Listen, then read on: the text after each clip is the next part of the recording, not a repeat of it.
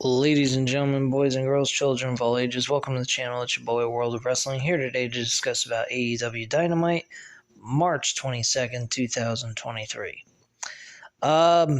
This show is not bad, pretty decent action overall.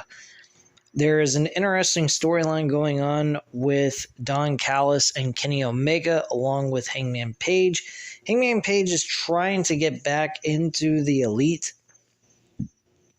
And you could see that earlier tonight when the show initially starts.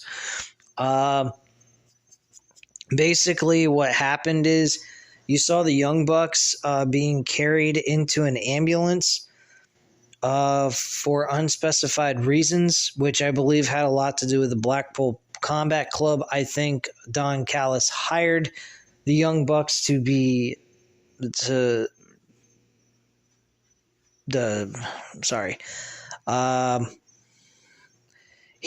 hired the Blackpool Combat Club to go ahead and get rid of the Young Bucks and Hangman Page so that he could get Kenny Omega to be by himself and focus on having an individual career.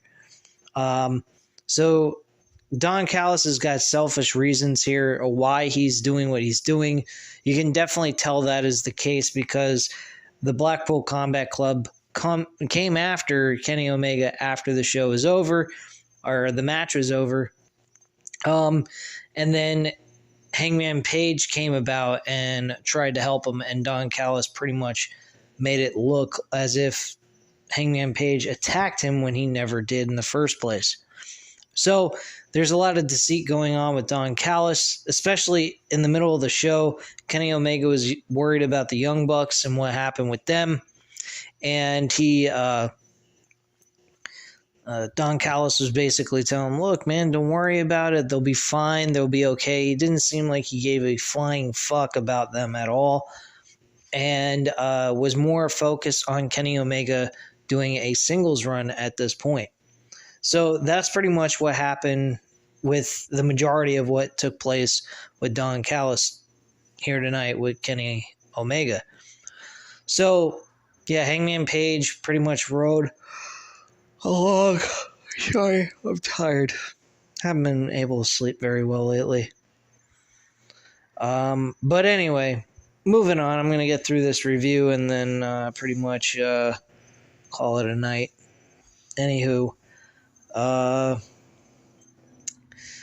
I then had the very first match was a trios match with Kip Sabian, the Butcher, and the Blade going up against Darby Allin, Sting, and Orange Cassidy.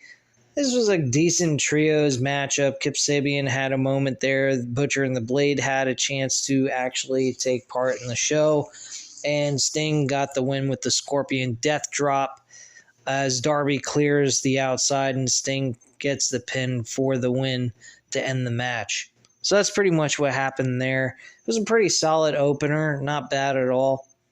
Nothing too crazy to go over or get excited about. So Kenny Omega's taking on El Hijo del Vico. So that was the main event.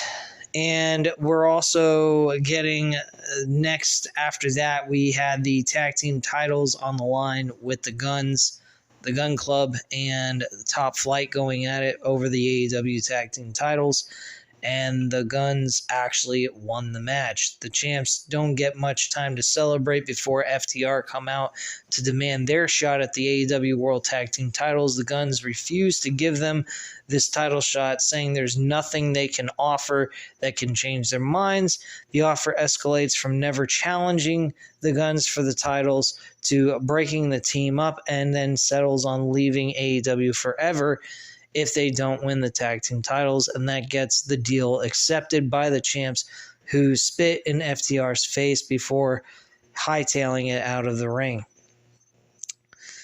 Following that backstage, we actually had Jade Cargill address Taya Valkyrie from this past Friday using her finishing maneuver. before having Mark Sterling talk about the cease and desist regarding the use of Jade's finisher.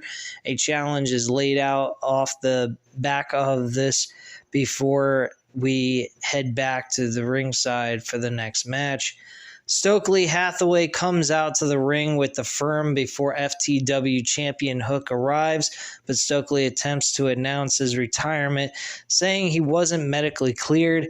He hands the note, so-called note, to Justin Roberts to announce this, but Roberts says this is a receipt from Wingstop.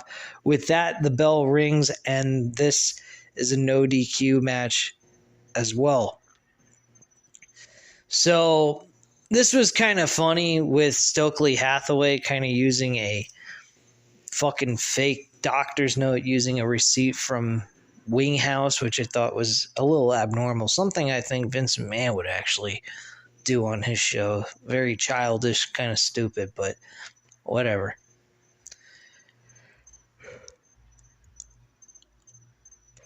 So Hook actually wins the match at the end of the day by submission, obviously. Hook celebrates as we see the firm arguing backstage before we get a rundown of what's to come tonight. And back from commercial, Adam Cole makes his way to the ring to the crowd of his in-ring return. Cole talks about feeling ready to be back, to get back to doing what he loves, which is wrestling for AEW. Everyone has a lot of questions. The biggest one being, who is Cole's opponent on March 29th? Cole starts to answer, but is cut off by the music of Daniel Garcia, who asks who's ready for story time with Daniel Garcia, baby. Garcia talks about becoming a real veteran of the ring, a locker room leader, and it's his duty to welcome Cole back and to put him in his place. Garcia updates on Cole on what he has been up to while Cole has been playing stupid games on Twitch, running down the names of people he beat. Garcia says he's been proving himself as one of the best pro wrestlers. He says, excuse me, sports entertainers out there asking what Cole's been doing. Cole retorts saying that the JAS has given Garcia a false sense of security and confidence, and that he is still Adam Cole. He is still Adam Cole, baby. Fought and beaten some of the very best. He's been hoping for a second chance, and he thinks he's found it in Garcia. Cole lays out the challenge Garcia for next week, and that Garcia knows what he's in for. This ends with a stare down between the two men before we go backstage with where Marvez tries to get a word from Kenny Omega and Don Callis about the situation with the Young Bucks.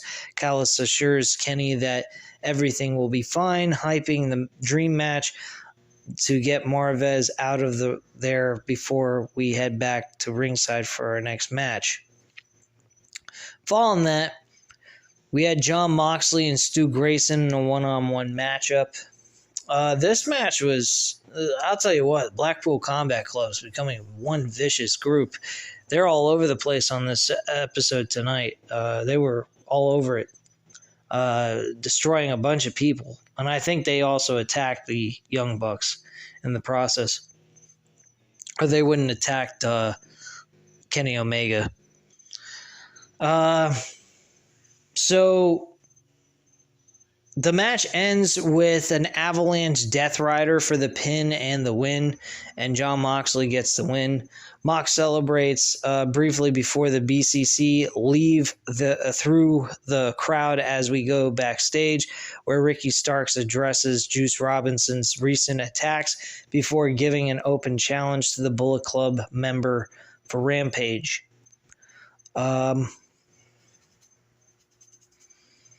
Pretty much hold on. So yeah, Ricky Starks addresses Juice Robinson and offers an open challenge to him whether he wants to show up or not at Rampage. We come back from commercial for a new Marshall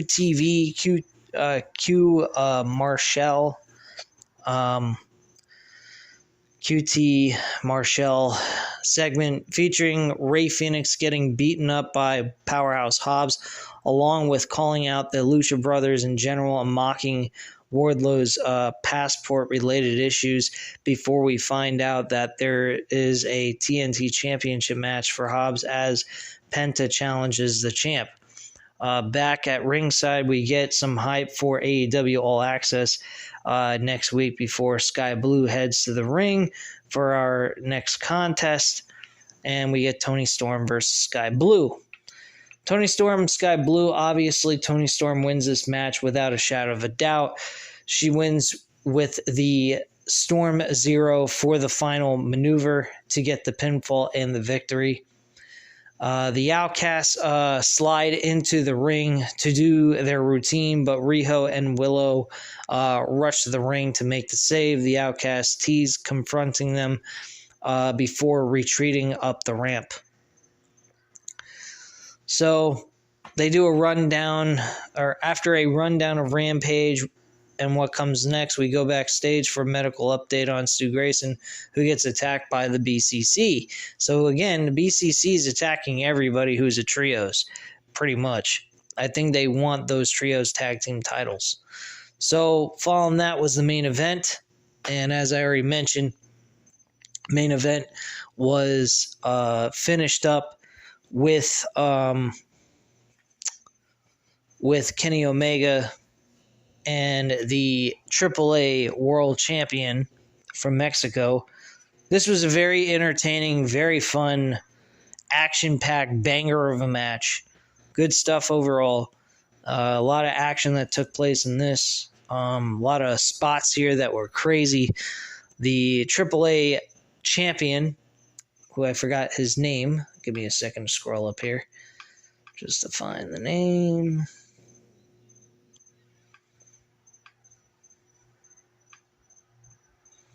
One moment, guys.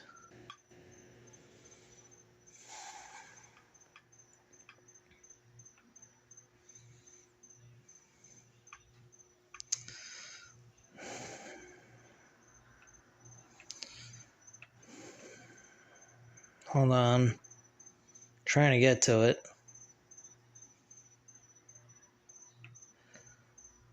Alright, well, whatever the guy's name is, I don't give a shit. I'm really not in the best of moods today.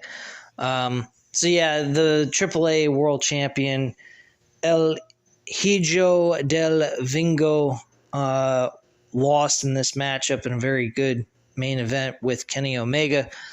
It was a good matchup, you know. I had a fun time with it. I'm sorry I'm not in the best of moods. It's just personal issues I'm having. So I'm not very happy right now, and I'm pretty exhausted as well. So anyway, guys, I know this wasn't the best video, but that was pretty much the rundown of the entire episode of Dynamite. I hope you enjoyed this video despite the fact of my mood, but I do feel a little exhausted, and I'm a bit pissed off about some personal shit that's going on in my life. So I'm not going to talk about that here, of course. But anyway, guys, I appreciate you coming in. If you did enjoy the video despite my attitude, I appreciate the like. Hit the subscribe button if you're not already subscribed to the channel, and leave a comment down below. I'll definitely get back to you on that, guys, and I thank you very much for watching. Have a great night, guys. Bye.